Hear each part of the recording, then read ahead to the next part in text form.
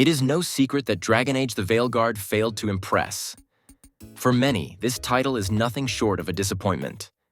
While I admit this is not the worst game I have ever played, I will still classify it as average at best. Now, the media will never admit this.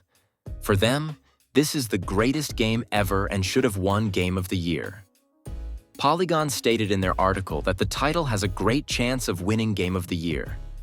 Now, it is worth noting that their article did not endorse it for Game of the Year. It simply spoke about chances, but many did feel this way. In fact, Time magazine did actually give their Game of the Year award to Veilguard. Game journalists felt the same.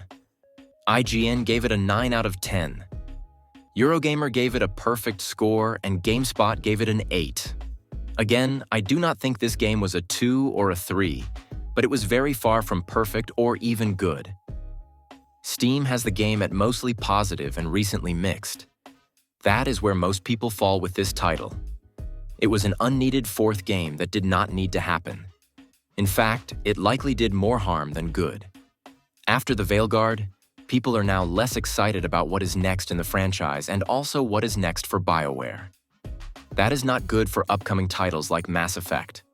If you are a fan, you should likely be very worried. Success always lies in the numbers. If this is the true measurement of success, sadly, Dragon Age The Veilguard falls short here as well. Now, it is worth pointing out that the Dragon Age series was never what one would consider to be a system seller. However, there has always been a certain level of success. The original Dragon Age managed to ship 11.2 million copies. This can certainly be regarded as a successful launch. While Origins falls far short with 3.2 million, Dragon Age Inquisition bounced back strong with 12 million copies shipped. Thus, it was only natural that BioWare would try on more releases. At the end of the day, not every title needs to be a Witcher that sells 50 million copies or a GTA that sells hundreds of millions. Anything above 10 million can be considered as extremely successful. Sadly, The Veilguard is not on track to break any records. The original launch of the game was successful. They managed to sell over 300,000 copies on Steam alone in the first few days. Within the first month, they already surpassed 500,000 in sales. However, by the end of November, the game hit a brick wall and settled on roughly 2 million units sold. 1 month removed from that number, things have not taken a turn for the better. My official prediction for this title was 5 million units sold. I do not know if they will hit that. The budget for this title was about $250 million. As things stand, they have made back about 70% of that budget. If, in a worst-case scenario, they sell as few copies as Origins, they might still almost break even. Now, fans are not the only ones who have started to turn on the Dragon Age series. Even journalists who previously defended the game are starting to turn. One of these outlets now pushing back is PC Gamer, who previously gave The Veilguard a 79%. In an article, the editor stated, "After years of holding out hope, 2024 was the year I finally gave up on BioWare." He further declared, "I really tried to enjoy myself. God, I tried so hard. I attempted to find nuggets of joy within its ham-fisted dialogue, one-note companions, and the flashy but soulless fights. But I just couldn't do it. Every time there was a glimmer of hope, it was dashed against the rocks of infinite disappointment." That is how most people feel about the game. While there are some things to enjoy, like music, almost everything else falls flat. It feels like a live service game the developers canceled at the last moment and turned into a story mode. In fact, I did hear rumors that they did originally plan to make it a live service.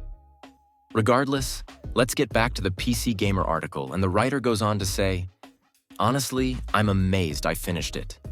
There was certainly a point where I was starting to feel like I'd rather do anything else than listen to a hot gray warden talk about his big dumb bird for the 100th time, or play therapist to a giant dragon slayer who just wants to moan about how their mum doesn't understand them. These should have been great characters. A veteran knight reclaiming his order's lost legacy, a proud warrior wrestling with their cultural and gender identity. There's so much good stuff to mine here, but nope, they're just plain boring. All of them. I will never understand how IGN managed to give this title a higher score than Black Myth Wukong. I guess it is different reviewers, so maybe I will give them a pass. Dragon Age managed to step into every trap that there is. It was clear from the start that this latest installment was going to fight an uphill battle. Tensions within the gaming industry have never been higher. I thought Gamergate was the pick of the anger. It might be easy to forget because games media has heavily rewritten history. However, the original movement was, in fact, about games media and how they get early review copies of games only to give them underserved high scores. The movement was then hijacked by bad actors who really did not care about gaming. They quickly turned it into how the whole industry is sexist. They complained about the portrayal of women and called for changes. As much as I hate to admit it, the campaign was successful.